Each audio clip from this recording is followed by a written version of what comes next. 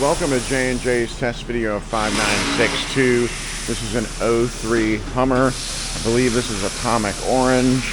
Has a issue with the transmission or something because the cable was disconnected.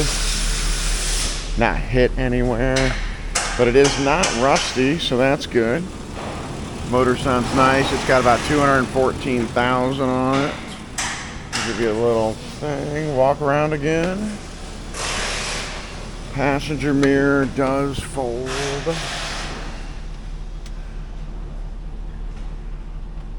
Heater controls don't work. Climate controls all jacked up. Clusters jacked up. No, I can't put it into gear. I'm afraid to see what'll happen. Let's see. Radio's no good. Armrest is no good. Oh, but the motor sounds okay.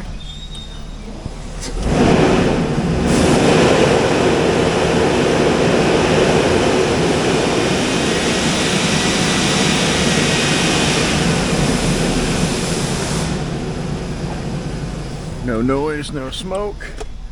Alright, let's see what's up with the sunroof. Oh, it moves a teeny bit at a time. Oh, there it went. Let's see if oh yeah. I'm not selling that. Alright.